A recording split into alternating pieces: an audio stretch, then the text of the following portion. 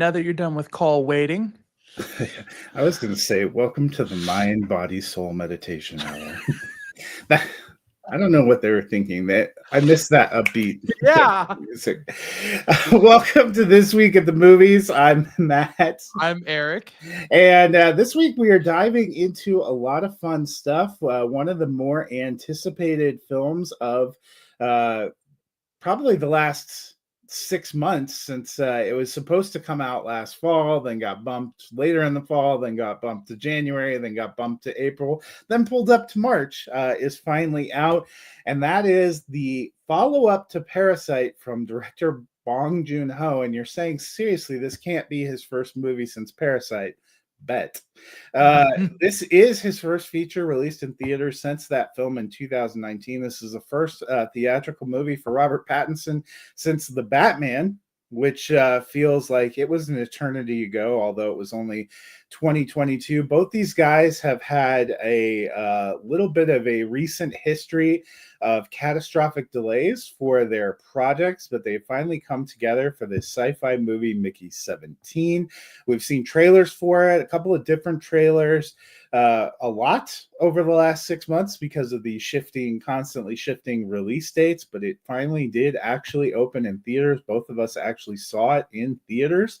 I wasn't 100% this day was ever going to come for this movie, to be honest.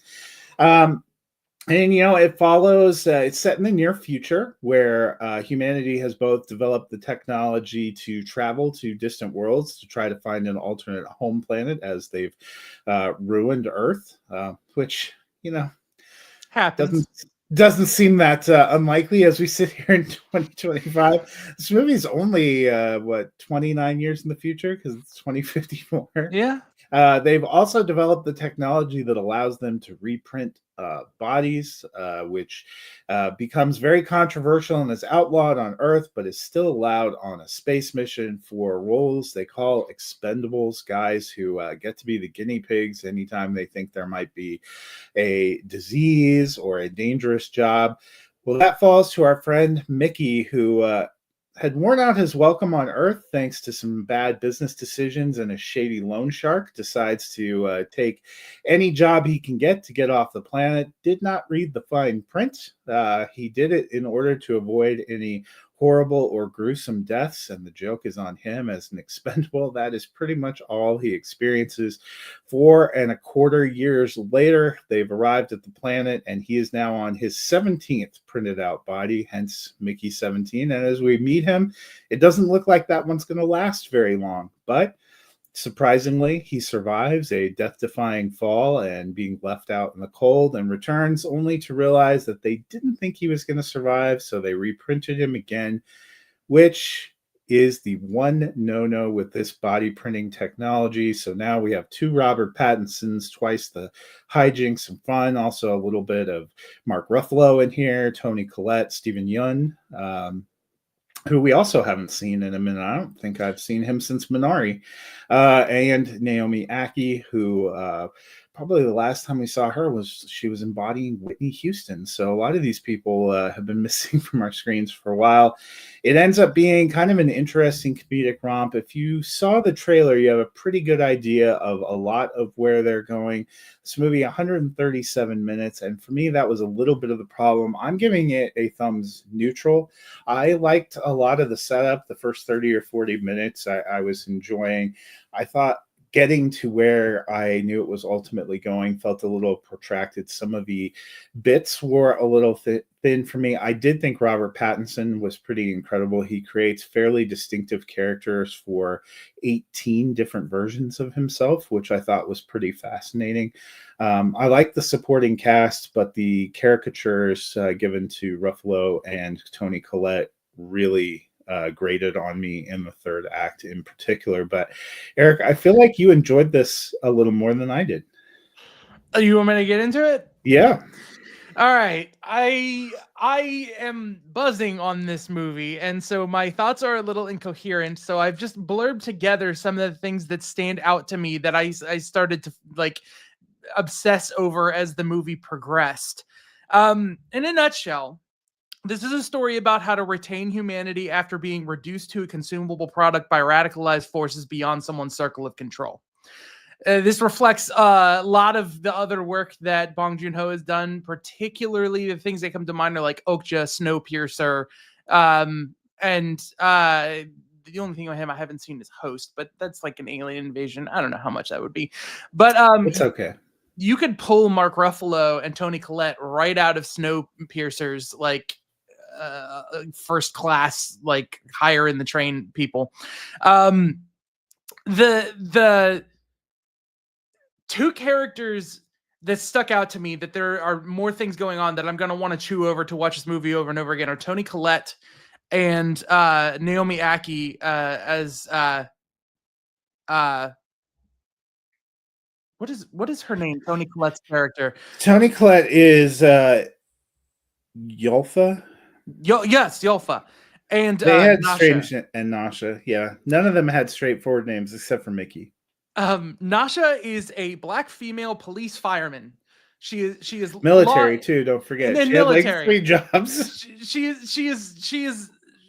She is law enforcement. She's a little bit of a social contradiction. She loves Mickey above all other people, but makes her life goal to make sure no one like Mickey can exist again in the end.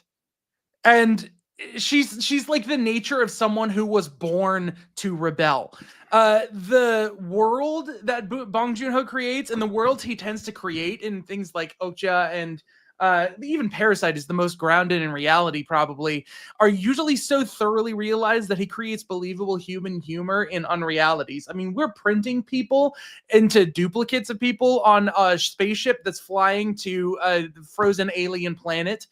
And something about the characters being high and trying to have a threesome because they can print 2 of them is just so like practically like what would a human being do with this technology if they were in these circumstances?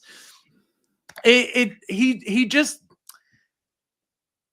like in the dinner scene. Okay, all right, no, I'm gonna get distracted. I'm gonna stick to my stuff. Niflheim, the Norse world of darkness, cold, and essentially death, is where this leader plans to build the peak of a purified civilization on this planet of quote unquote pure white that he then celebrates having a big black rock at its core. And he's like, this is where we're going to carve our names in order to mark the start of our first generation of our civilization. And it makes sense because he is trying his best to use his not inconsiderable resources to be proud of this world that he's obtained for his people to live on. But he himself is a rejected failure of a politician who might be wealthy, but is not necessarily granted the, it's not like he's getting the contributions and funding of a group of people from Earth who have widely accepted him. And we want him to continue humanity. He's in his own thing. He is, it's always he's been given by a society that rejected him, as he's been influenced by his elitist wife and a religious zealot assistant. And I gather from the beginning he's kind of a joke on Earth. He lost a couple of elections, yes, and now is looking for a place where those who still venerate and worship him can venerate and worship him in a and then one of these little things, he talks about him being pure, but he's got fake teeth. And I really wish they had just established that they are actually fake teeth in the character in the movie, because they do another little thing where he has a mark on his cheek in the same spot where he marks Mickey to single him out from the other Mickey. And this is one of those things that stuck out to me, because he's talking about how he's genetically pure, how that girl at the dinner table is the same breed as their genetic pure. But he has these little marks and indicators that make him better than others. Was from the failed bullet. Was it? Yes, that was where the bullet. That's why he marked Mickey 18. Okay. Because Mickey 18 shot at him. Okay. So, okay. Well, Love that. Anyways, um, yeah, just something about mirroring, like the idea that he wants to make himself superior, and in doing that he brands him as like an equal, but haha, my mark is bigger than your mark. Okay, so Bong Joon-ho tends to always have themes of earth grounded nature versus dehumanized processed society, and this is continuing, but there's this little chord, this theme that's driving me crazy, is sauce. Toni Collette, her character's thing with sauce, and the way that the sauce, like, ultimately, there's this pool of blood, and then the blood is like coming from her, and it's she's not someone who's doing this for necessarily religious reasons. I didn't read. She's doing this for reasons of like privilege that she feels like she deserves to consume on this planet and whatnot. And sauce is like the product she desired to make out of people she turns into fodder. And some people are sauce, and the worst of those in power are just sauce makers looking to eat. And that's like a huge takeaway I got from this. Mickey 17's tube gets knocked out when forming him, so even though Mickey 17 and 18 have the same memories, there is that little detail that would be the reason they have distinct personalities. Love that. Different Mickeys and different positions gave the ability to externalize internal processes. So even though we have him narrating what's going on in his head, we understand his feelings for Timu. That's Stephen Yeun. For his job, for romance. All of these contradictions in the way that he views these things are performed just distinctly enough to be a variety on the same character or person. The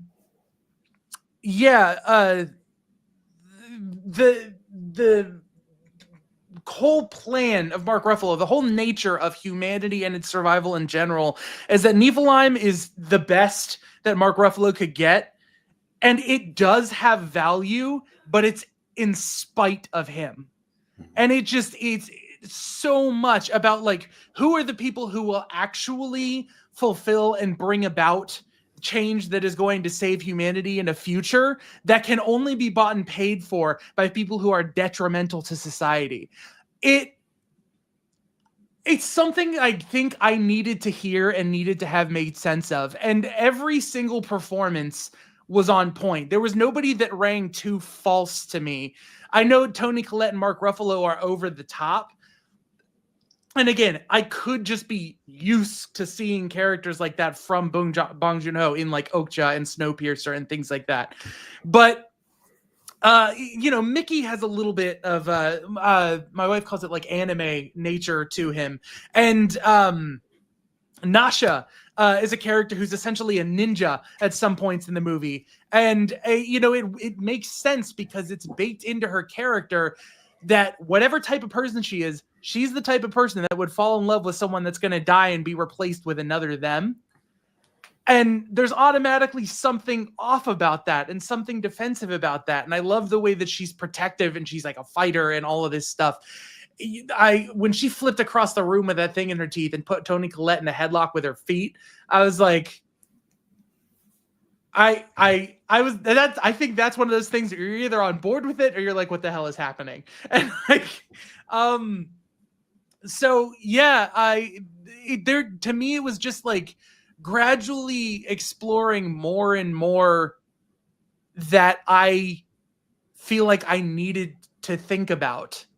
And it did so in a massively entertaining way. So this is a hard 2 thumbs up for me. This is like a strong favorite so far for this year. Well, and I think you bring up some of his other movies that may actually influence. So I went and looked at my scores on Letterboxd. I was not a fan of Snowpiercer. I gave it 2 stars. Okja I thought was okay. I gave it 3 stars. I have Mickey 17 right at 2.5. So I have them kind of all in that same area. But I also, I like Parasite the best of his movies, but there are people that really, really loved Parasite. That was nowhere near my favorite movie of that year. I think I gave it 3.5. I like it.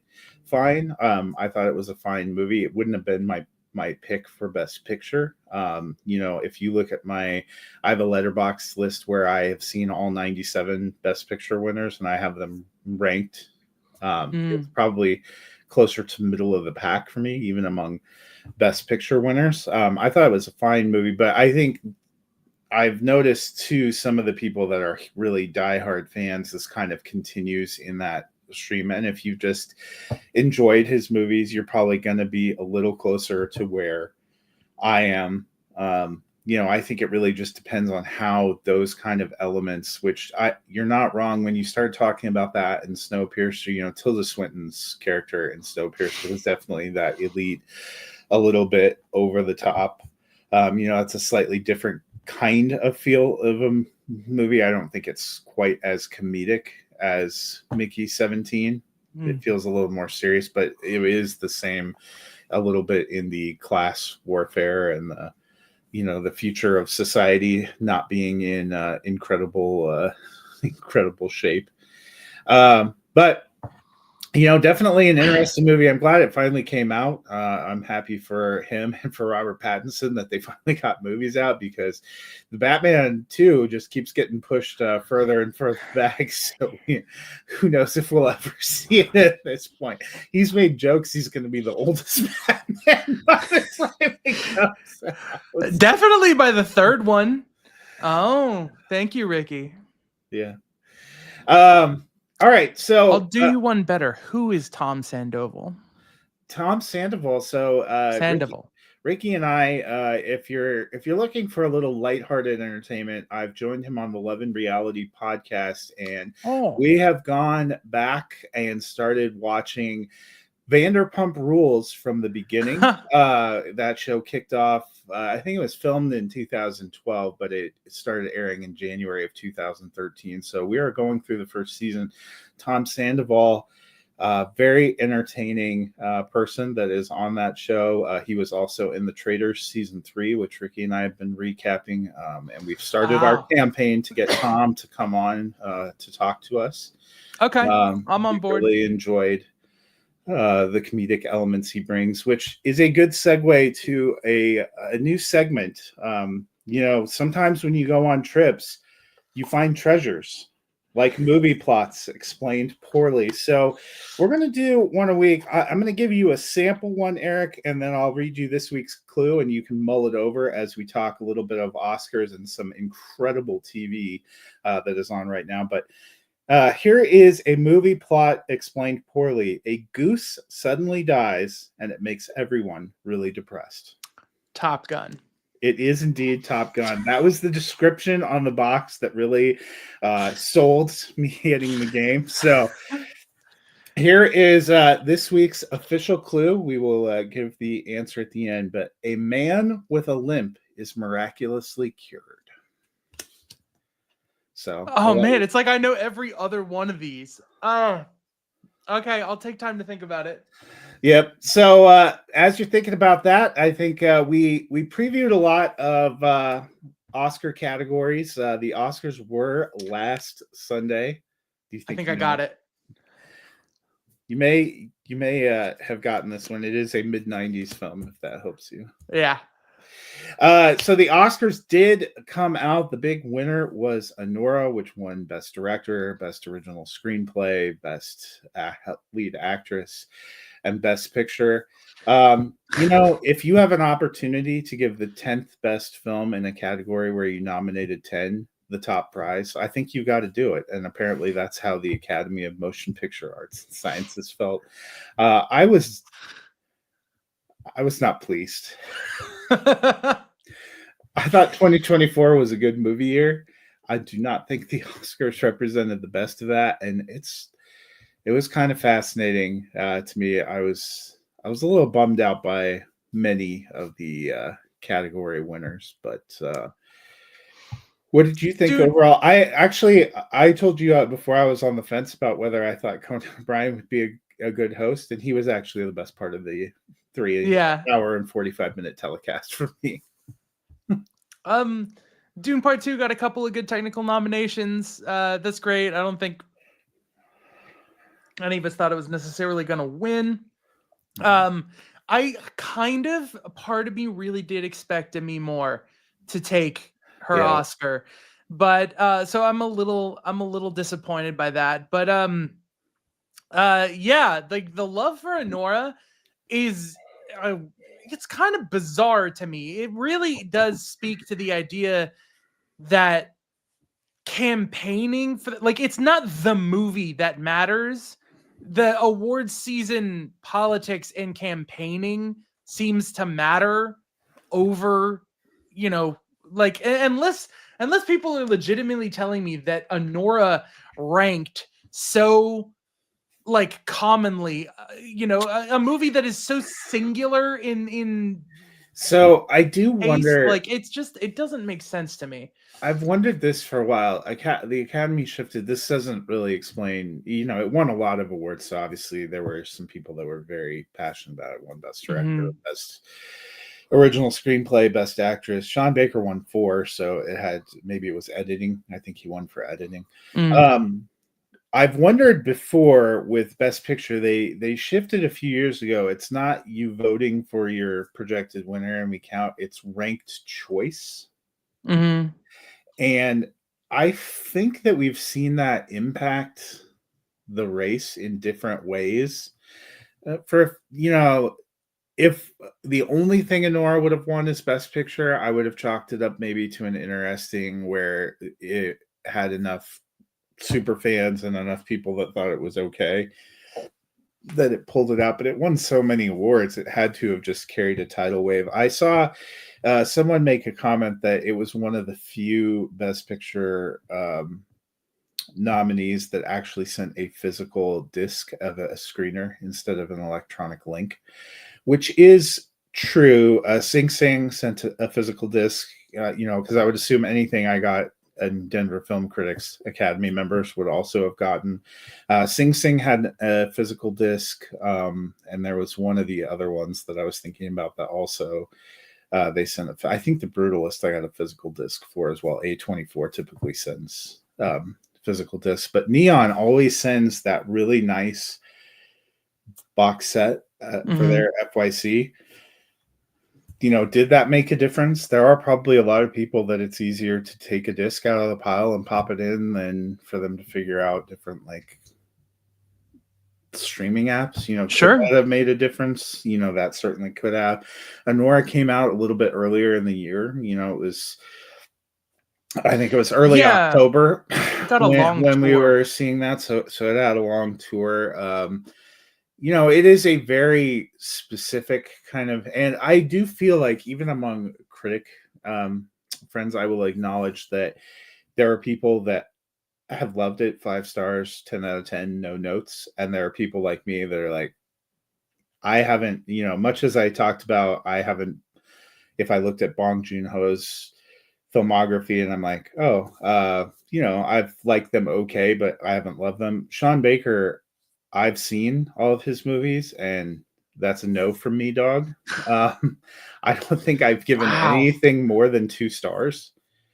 And so, but there are people that dearly loved Red Rocket and the Florida Project and Yeah. Tangerine, and he has a very specific vision as a filmmaker, and I think if that worked for you, then that probably worked a little bit better. I do wonder, it's not uncommon to look back at Oscar races for Best Picture 5, 10, 15, 20 years on, you know, and look at maybe films that didn't win Mhm. having more of a cultural impact. I mean, Ricky always likes to make fun of Forrest Gump, and I do think there are still people that enjoy Forrest Gump. But when you see that it won over The Shawshank Redemption, which is largely Yeah. regarded as one of the greatest movies ever made, or Pulp Fiction, which is one of Quentin Tarantino's most creative films, it gives you pause. My Saving Private go-to, Ryan did not win Best Picture. Do you know yeah. what won Best Picture that year? What?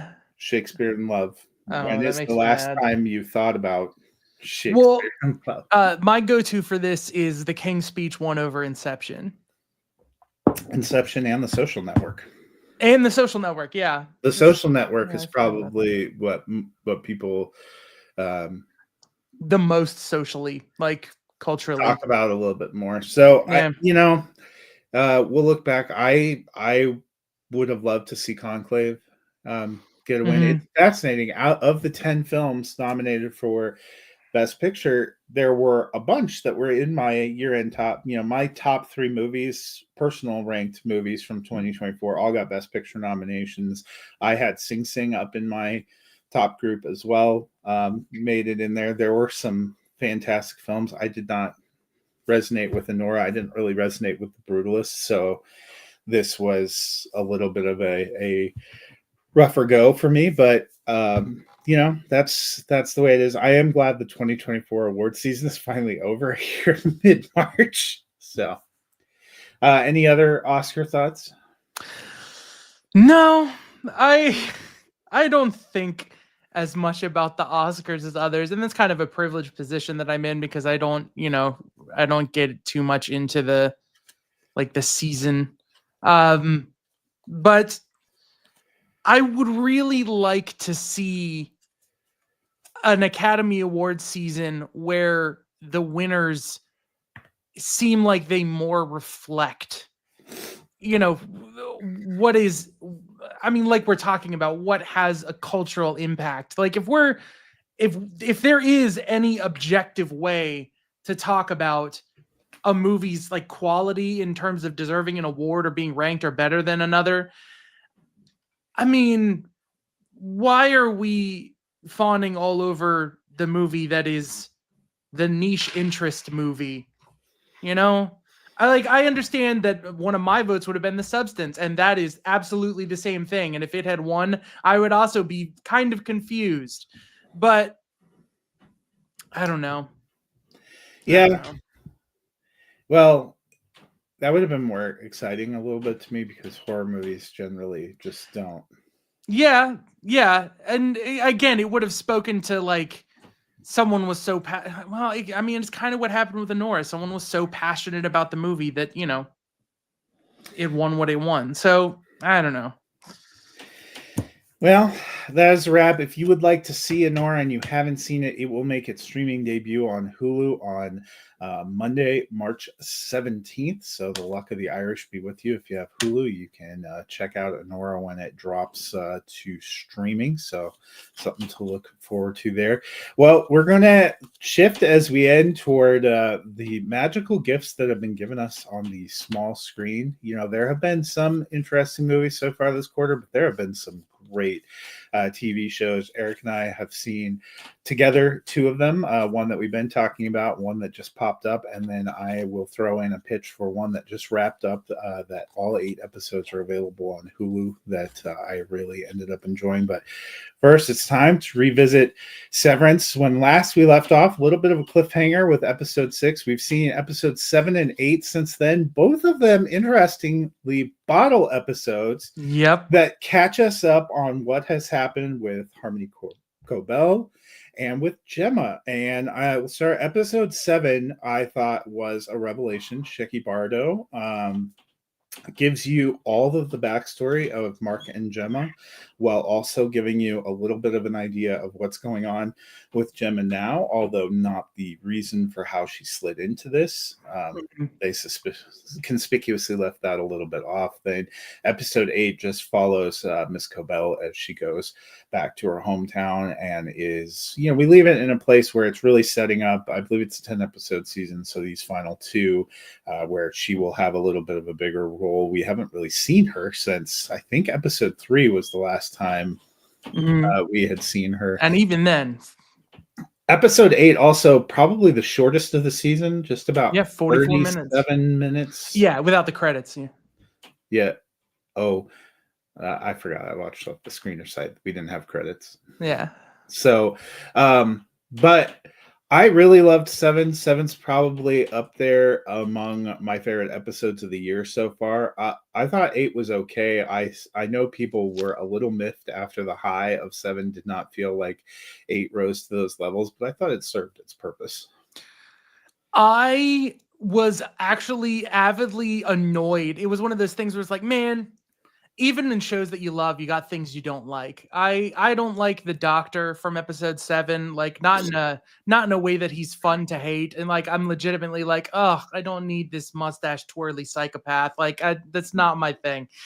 Um, so, but still, amazing, like technical, like that director of photography first time outing the director, amazing. Like it's an excellent episode.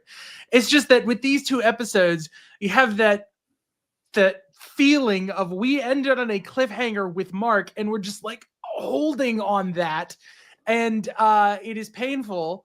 And spending I like mean, really, both episodes kind of take you away. You yeah, don't see the rest of the team. None of the yeah, really things you're building up through 4, 5, and 6 kind of are building momentum. And yeah, these are beautiful in their own way. The cinematography, the absolutely. storytelling, but they are a little bit of a 2-week jag from Hmm. I the tell you, main. if episode 8 is like an aside about Bert and his life, I'm gonna get pissed. Like I'm gonna No, episode 9. or 9, episode Yeah, 9, yeah. yeah. If we have Yeah.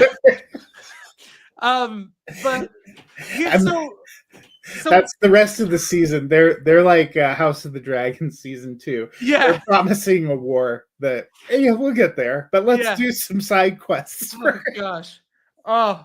So so yeah, episode 8, the trick was the reveal of what Miss Cobell was going for made the whole episode worth it to me. I am floored by that Mhm. reveal. That is like she is not necessarily with Lumen, and everything about the designs that make Mark a singular special person are potentially her personal designs. Like there's so much comes out of it that's exciting to know. The problem is we spend so much time letting her do weird unexplained thing after weird unexplained thing in anticipation that I spent most of the episode like, why are we doing this?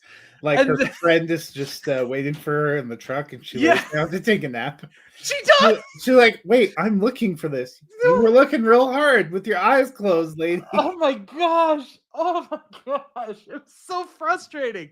But like, but then the payoff, so it justifies who she is as a person, and it retroactively justifies so much about the episode and why we're caring about her. And I would just I'm sold on it. I am happy this episode Well, was this episode. We just better it damn well see kind of Mark in the first 3 seconds of episode 9. well, the description for episode 9 talks about Mark and his sister continuing their quest. So, Good. and then the finale, I was right, is 10 episodes. The finale on March 21st is titled Cold Harbor. So I assume Uh-huh. we're finally going to get some answers. I do think the other important thing about 8 is we understood why Miss Cobell was important in the first season because she's literally their boss down there, and she's also the neighbor keeping an eye and interjecting herself in Mark's real life to probably look for signs and make sure he doesn't go off. But once she was ejected from that role, for much of this season, the question has been why, not to be mean, but why does she matter?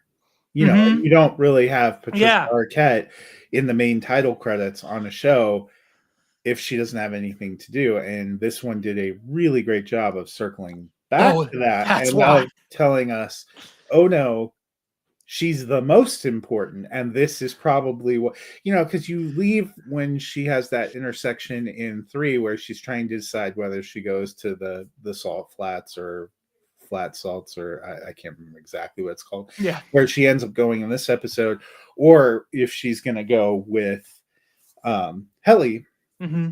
or Helena at that point, and why Helena wants to bring her into the board. You're like, why is she still hanging around? Because we assumed that she got fired because she did a bad job or was unimportant, but now you're seeing kind of the real tie-in here, and I think that sets up for an exciting last 2 episodes to see where we're going, and then God only knows if we'll have to wait 3.5 more years, and you'll actually have to pull off that wait for however long it is. Welcome to the club, my friend. But it's definitely been satisfying. I'm waiting for the last 2 episodes to decide exactly where I'm going to put it, but this is definitely top 3 of 2025 for me for shows so far this year. Very, very excited. Um, there's another show that we got that dropped on Tuesday that I think is vying for one of those top positions. You know, an old friend, Matt Murdock, Charlie Cox, was the first MCU character to get a TV show, but that was back in the Netflix days when he kicked off, and we saw him kick around for 3 seasons there, and then do the Defenders. But then those shows kind of ended about the same time that MCU original series on Disney Plus kicked off, and now what was old is new again, as Daredevil is born again. All of the characters and their familiar roles. Charlie Cox just so great in this role. I know people have sometimes mixed feelings about Vincent D'Onofrio as Wilson Fisk. I've enjoyed his performance, and I think he is very good opposite Charlie Cox. I think he's better in this show. You know, I understood what was the one they had last year? Echo? Echo. That show in its entirety didn't totally work, and the Yeah. dynamic didn't totally work. But the Well- dynamic with him and Charlie Cox, I felt, has always been. Yeah, Echo, Kingpin in Hawkeye and Echo was a completely different idea for Kingpin. That by Echo was edited a lot in post because they made the decision while they were in post on Echo to actually connect this Daredevil to the Netflix Daredevil when they were in the middle of rewriting. So they did a lot of stuff to give flashbacks and tie, and halfway through they had already made Echo what it was, try and decide that Kingpin was going to be the Netflix one. And there is something funky about those things. I mean, listening to them try and explain, you know, through the couples counseling and through his conversation with Matt, just trying to explain what happened to Kingpin in the years in between season 3 and Born Again. It's all so funky and loose. It's like, so yeah, because season 3 is now canon, that means you were in prison, and if you ever got out, Daredevil was supposed to expose and like hunt you down and stop you from ever seeing Vanessa again. But then they already committed to this not being the Netflix show and him and Vanessa having a different dynamic. But now they retroactively have to make sense out of what happened to their relationship. And like, I think it works. It depends on where they're going with it, with the couples counseling thing. But I think I will have to they've found their say, way around it. Wilson Fisk getting elected mayor of New York, which happens in the pilot of Daredevil Born Again, feels a lot more grounded in a second term than maybe it would have 4 years ago. So, Yeah, if you want escapism, I was like, that tracks. Yeah. But this pilot, you know, we get Foggy and Karen back. We weren't sure how they were going to be integrated. A very emotional, you know, I won't ruin all that. The first 2 episodes of Daredevil Born Again are available. They dropped on Tuesday. Subsequent episodes of a 9-episode first season. There's already a 9-episode second season that has been greenlit, and I think some of it shot, that will come out.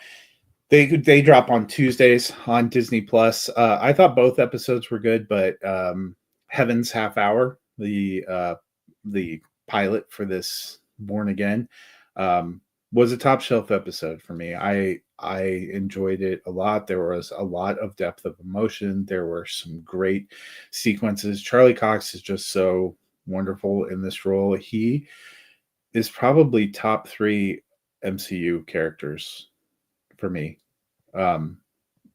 You know, he just fits this part, and his personality and the way he embodies this role. I loved him in the first series. I'm excited that at some point we know we're going to see Frank Castle.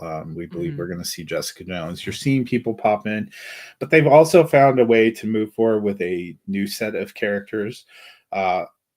Beautiful opening to the Absolutely. that kind of wraps up where he had been and sets a trajectory for where they were going. I'm just delighted that we have this back. I gave that pilot an A. I grade pilots. That's probably one of my favorite pilots of the year so far. Mm-hmm. Oh, So I'm excited for the journey.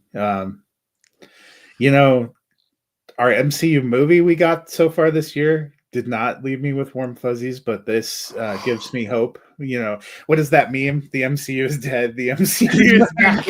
back. I feel like that's how 25 has started. The MCU Yeah. bottomed out for me, and this I felt like I was all the way back in. And Well, supposedly he's and going to tie into what they're going to do with Avengers. You know, so yeah. Speaking of which, it should be noted that Captain America 4 is a product of reshoots and rewrites while they were retooling through what this multiverse saga was going to be. Daredevil is one of their first products that was rewritten, like reshot and produced under the direction that they're planning to go from here forward. So if there are people who are like how do I know what to feel when I'm like up and down on these different projects? Like Daredevil is a pretty clear uh uh stamp of like what Marvel wants to do in television and stuff like that moving forward. well, and if Um this is good, and if Thunderbolts is the fun ride I'm hoping it's going to be, then maybe I'll get excited. I'm still on the fence about Fantastic Four, and I think there is a lot of weight of expectation and world building on that movie, hmm, which uh, I guess part of what intrigues me about Thunderbolts is its group of sort of fun characters, and it feels like there is zero weight of carrying about the fate of the universe and all a that. Yeah. 15-year endeavor on it. Yeah. And in some ways, that's how I feel about Daredevil. He's always kind of been a little more grounded in Yeah. his We version of didn't New York. discuss the He blip at all. intersects and touches other things. Charlie Cox had a wonderful cameo in the No best Way Home. Spider-Man movies. He had a fun cameo in She-Hulk. Mhm. But Yeah. I guess he had a cameo in Echo. He did.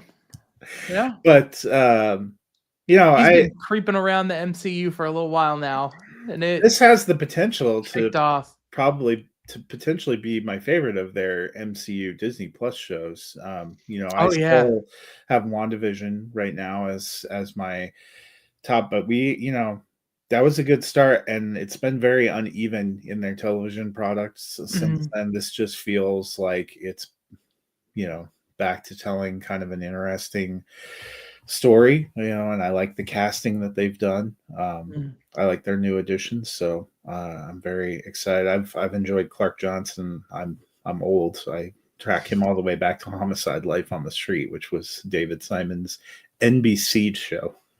Oh, So, the man that made The Wire. cool. So yeah, I'm excited to see where it goes. I'm glad you enjoyed it too. We'll do some Daredevil check-ins as Oh, we it go was along. So. cathartic. As like a Daredevil's my favorite superhero of all time, and just the catharsis of seeing Charlie Cox continue to absolutely nail every aspect of the character. Like and they just celebrate him, and they manage to make deviations and do things, full consequence things. Like the weight of everything that happens in here feels substantial. He doesn't feel like he lives in a world where you get into a CGI fight and you bounce back from it and you move on. Like there like even the inclusion of White Tiger, like there's like a Brian Michael Bendis run of Daredevil that talks about this character and the way their powers work and them getting passed along, and just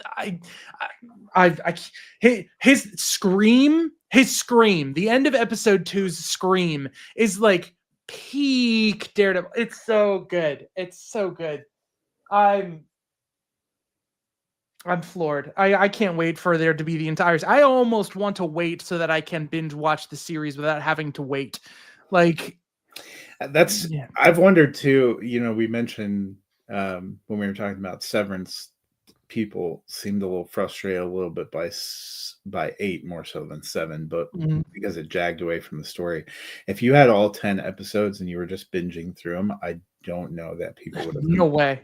people wouldn't have complained like that. No way, But but it's also the it fact that wouldn't be now as you're powerful as it is. no, but Yeah.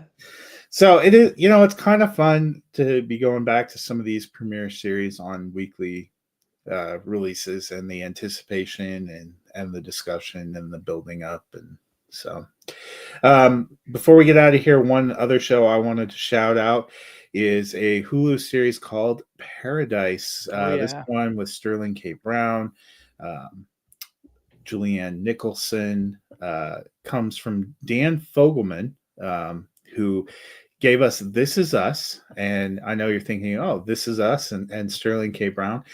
I did not care for This Is Us. I watched two, and that was more than enough for me. But so I was a little weary coming in. This is, if you were like, oh, This Is Us reunion. Yes and no. This show does not tonally and story wise feel like that. There are a lot of crazy twists that start with the pilot. This was an 8-episode first season. The entire thing is done. If you have Hulu, you can stream it. In a couple of weeks, they are actually moving it and will air episodes. They will be edited on ABC. Oh. Just like they did with Only Murders in the Building, because of the popularity, Paradise has already been picked up for a second season.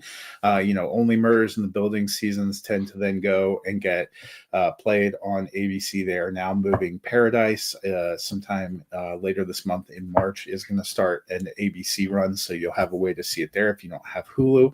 I would recommend getting Hulu so you can watch them in the uncut version.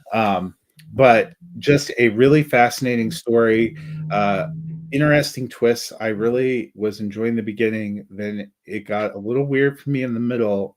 The penultimate episode, episode 7, probably one of the finest episodes of television I've seen this year.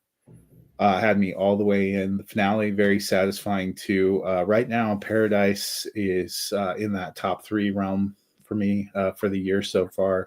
Another show that came out in January on Prime Video called On Call is the one that I currently have sitting at number 1, but Paradise a strong second. We'll probably bump down a little bit when we finish Severance. I don't put shows on my list until they're done because there's always every chance the finale Makes or breaks it. kills Seen it too many times. your enthusiasm, dampens your joy. But it is quite a winter spring for TV so far. Really enjoying The Pit on Max, which if you were a fan of ER, you need to be watching that show. That is a 15-episode season. There are 10 down, so it's getting closer to the end. Has also been incredible. So there is a lot of great stories to get sucked in on the small screen, especially during this time where theatrical movies are a little hit or miss. We'll start to get a little more excitement as we move towards summer, and then some great ones in the fall. But if you're looking for some good ongoing storytelling, it is a rich time. I look forward to the next couple of weeks being able to wrap up Severance with you. I hope they hit. I'm sure it is going to be quite emotional. And then we have 7 more weeks of Daredevil. That's the kind of Groundhog Day I'm looking for. Yeah. Where they pop up and see their Daredevil horns, and we get 7 more weeks of episodes. So, but that'll do it for me this week. Anything else you want to shout out? I want to shout out that the answer to the card that you gave is The Usual Suspects. It is indeed The Usual Suspects. A man with a limp, miraculously cured. I thought you might get that one, but I do think that is a fun one. So we'll see if I can find a little bit of a harder one next week. I'm sure. Yeah, I'm sure there's some hilarious ones in there, plots described badly. So that'll do it for us this week. We'll be back next week looking at an action-packed epic from Jack Quaid in the new film Novocaine. So hopefully that will be a fun one. And we don't know what kind of twists and turns, but penultimate episode of Severance. I cannot wait. Mm-hmm. But until then, we will see you guys at the movies or maybe in your home theater.